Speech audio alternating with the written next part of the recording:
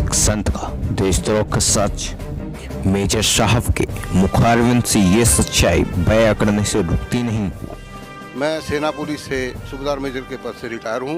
मेरा नाम रतिराम परमार है। सर आप भारतीय आर्मी में एक सूबेदार मेजर के पद पे तैनात रहे हैं और आज आप एक ऐसे संत के शिष्य हैं जिनके ऊपर देशद्रोह जैसे आरोप लगे हैं और आज वो जेल में हैं। सर क्या कहना चाहेंगे इसके बारे में? वो दुनिया की नज़र में जेल में है, लेकिन हमारे लिए वो जेल में नहीं है।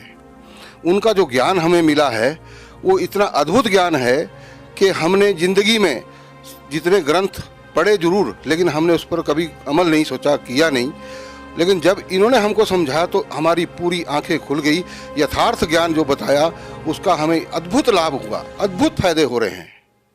सर राजनेताओं की बात छोड़कर हम आपके ऊपर आते हैं। एक भारतीय सेना का जवान ये अच्छे से जानता है कि भारत का दुश्मन कौन है और देश का मित्र कौन है। क्या आप मानते हैं कि संत रामपाल जी महाराज किसी भी एंगल से देश के लिए खतरा हो सकते हैं? नहीं, किसी हालत में नहीं। वो तो एक बहुत बड़े हितकारी हैं। वो तो जस्ट लाइक ए गॉड वो काम कर रहे हैं। उन्होंने वो काम किए हैं जिसके लिए हमारा देश, हमारी सरकारें अरबों खरबों रुपया और समय कई सालों से वो बर्बाद कर रहे हैं।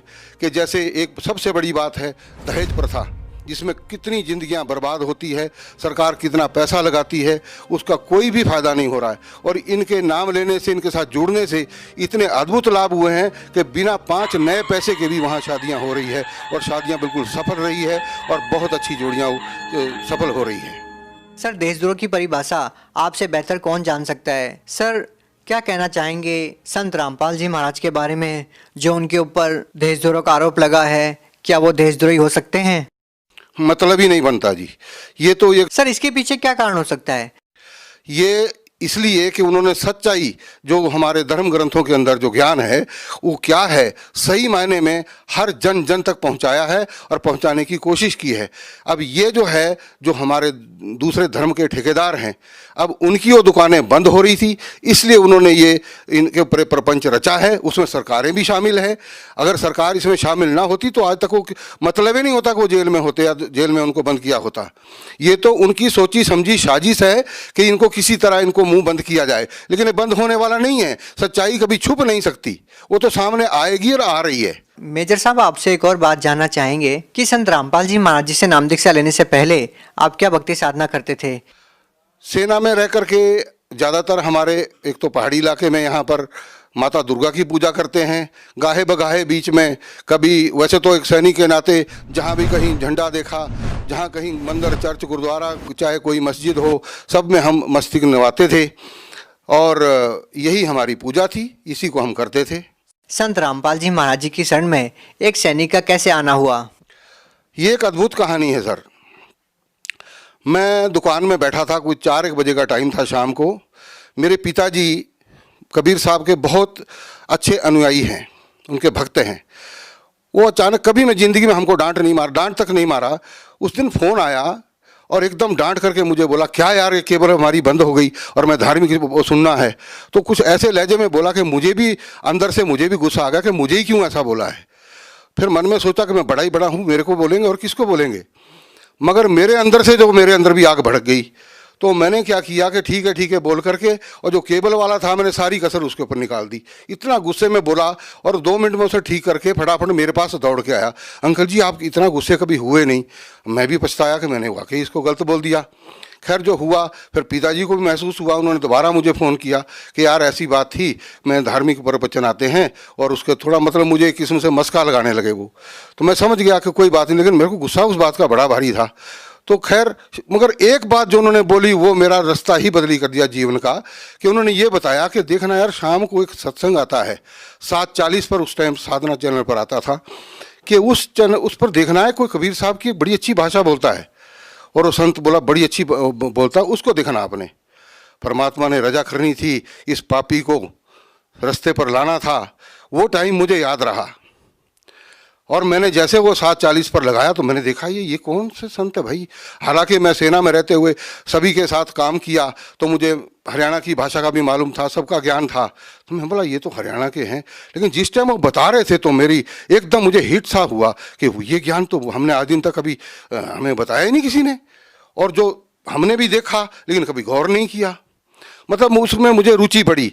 सर, जब आपने पहली बार संत रामपाल जी महाराज जी के सत्संग सुने तो पहली बार जरूर आपके मन में कुछ न कुछ तो आया होगा कि कैसे ये उलूल जुलूल बातें कर रहे हैं देवी देवताओं के बारे में। हमने काफी सारे अनुयायियों से जब इसके बारे में पूछा तो काफी सारे लोगों ने ये बताया भी कि पहली बार जब उन्होंने संत रामपाल जी महाराज जी का सत्संग सुना तो वास्तव में ही थोड़ा अजीब लगता है और गुस्सा भी आता है।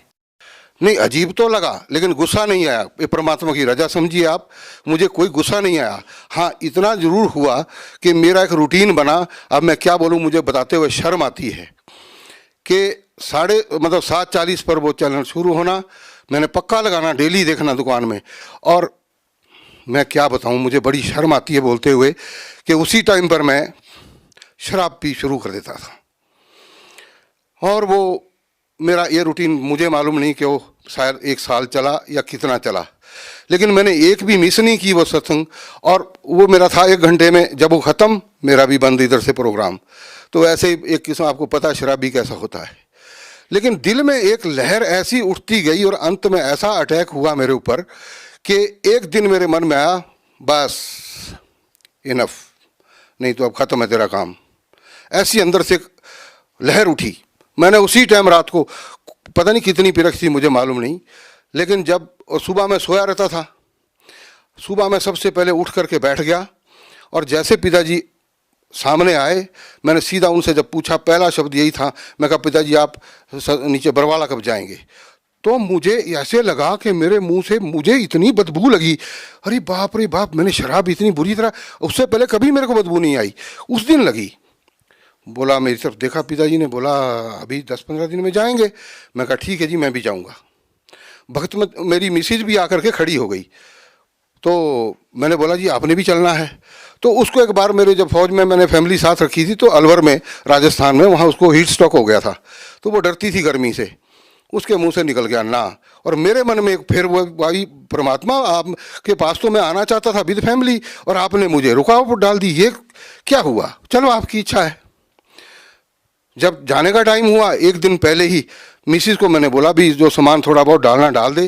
पिताजी बोले वहाँ कुछ नहीं डालने की जरूरत है, वहाँ सब कुछ मिलता है। मैं कहा तेल साबुन तो डाल ले। बोला वहाँ सब मिलता है, तेल साबुन भी लेना तो पेस्ट ले लो और आपका ये क्या बोलते हैं ब्रश ले लो, बाकी सब वहाँ मिलता है। मैं कहा अच्छी बात है। तो मिसिस क्या बोले, मैं भी चलूँ। परमात्मा कितनी खुशी हुई मुझे उस टाइम पर, मैं गदगद हो गया। परमात्मा ने इतनी इजाज़त दी मेरे को और हम दोनों गए, हमने वहाँ जाके नाम लिया। सर, आपको क्या लाभ मिले हैं संत रामपाल जी महाराज जी की भक्ति करने से? अद्भुत लाभ। एक तो सबसे बड़ी बात, आज तक अगर मैं उस शरण में ना जाता तो आज तक शायद मेरा शरीर खत्म हो चुका होता। इससे बड़ा लाभ और क्या हो सकता, मेरी जान बच गई। दूसरा लाभ, मेरी मिसिस जो ऊपर की मंजिल से गिर करके नीचले तक पहुंच गई और डॉक्टर भी हैरान कि उन्होंने देखा बड़े बड़े काले काले धब्बे पूरे ऊपर, पिछले बैक साइड पूरा। उन्होंने बोला ये तो मुश्किल है बचनी, यहाँ जब सिर में भी चोट लगी है तो। लेकिन जब उसके एक्सरे निकाल करके देखा तो डॉक्टर ने बोला जी आप कोई परमात्मा का नाम लेते हैं क्या। तो मेरा गला रूंध गया, मैं बोल ही नहीं पाया। बोला अंकल जी ठीक है, हम समझ गए। एक भी फ्रैक्चर नहीं है। ऊपर की मंजिल से गिरना और इतना भारी शरीर और वो सीढ़ियों से लुढ़कता हुआ जाए और बच जाए, कुछ भी नहीं हुआ। तो ये लाभ नहीं तो और क्या है। सर, फिर भी लोग ये कहते हैं कि एक श्रद्धालु को तो रूहानी लाभ की ही इच्छा रखनी चाहिए, ये संसारिक लाभ, ये भौतिक लाभ, ये सब तो आनी जानी चीज है। अगर हमारा शरीर ही बीमार है तो हम भक्ति कैसे कर सकते हैं।